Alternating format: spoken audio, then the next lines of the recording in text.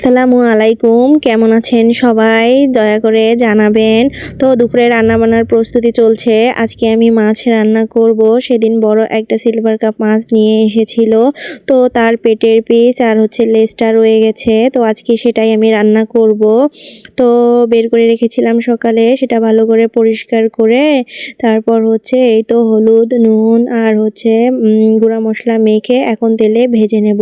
তেলে সুন্দর করে ভেজে নেব আর বেশি করে পেঁয়াজ বাটা দিয়ে আজকে ভুনা করব।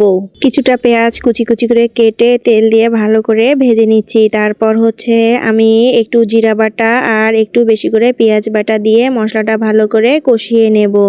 আজকে কোনো সবজি দিয়ে মাছ রান্না করব না, শুধু এই পেঁয়াজ বাটা দিয়ে মাছটা আমি একটু ভুনা ভুনা করে রান্না করব।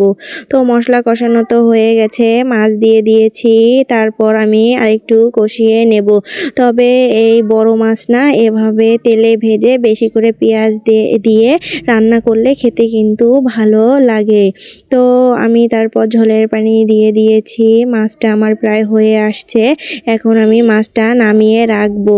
তো অনেক সুন্দর হয়েছে খেতে, অবশ্য খুবই ভালো লেগেছে আর দেখতে এত সুন্দর হয়েছে, মনে হচ্ছে যে আমি মাংস রান্না করে রেখেছি। আব্দুল্লাহর বাবা তো বলছে দেখে যে কি মাংস রান্না করেছো নাকি। তো বললাম যে না, মাংসর মতো দেখতে হয়েছে, কিন্তু এটা আসলে মাছ রান্না করেছি। তো যাই হোক, এদিকে আমি আরেকটা তরকারি রান্না করব। এই তরকারিটা আজকে অনেক মজা ছিল।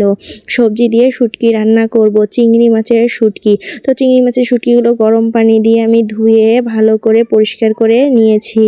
তো সব সবজি, বেগুন, তারপর পটল, আলু আর ঝিঙ্গা দিয়ে আমি এই চিংড়ি মাছের শুটকিটা আজকে একটু ঝোলঝোল করে রান্না করব। এই তরকারিটা খেতে বেশি মজা হয়েছিল আমার কাছে। আজকে এই মাছের চেয়ে এই তরকারিটাই আমার খুবই ভালো লেগেছে। তো মাঝে মাঝে এভাবে ঝাল ঝাল করে শুটকি দিয়ে তরকারি রান্না করলে খেতে কিন্তু অনেক মজা লাগে। তো প্রথমে শুটকিটা তো আমি ভালো করে কষিয়ে নিলাম, তারপর সবজিটা কেটে নিয়েছি, তারপর ধুয়ে নিয়েছি, এখন সবজিটা দিয়ে দিয়েছি। এখন সবজিটাও একটু কষিয়ে নেব। পানি দেওয়া লাগেনি, কারণ ঝিঙ্গার মধ্যে অনেক পানি থাকে। আমি কোনো পানি দেইনি, বসাই দিয়েছি। তাতে দেখেন কতগুলো পানি বের হয়েছে। ওই পানিতেই সিদ্ধ হবে, আবার ওই পানিতেই ঝোল হবে। আমি একটু ঝোল ঝোল করে এই তরকারিটা রান্না করব।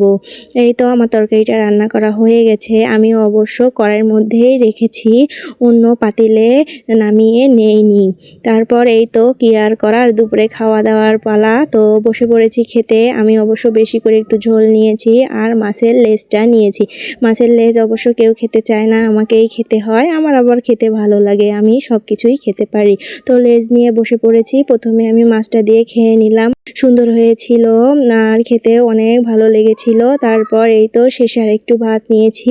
ভাত নিয়ে এই তো সবজির তরকারিটা নিয়েছি। বেশি করে সবজির তরকারি নিয়ে মেখে মেখে এভাবে খেয়ে নিলাম। খুবই ভালো লেগেছে, আলহামদুলিল্লাহ। খুব সুন্দর হয়েছিল আজকে অবশ্য।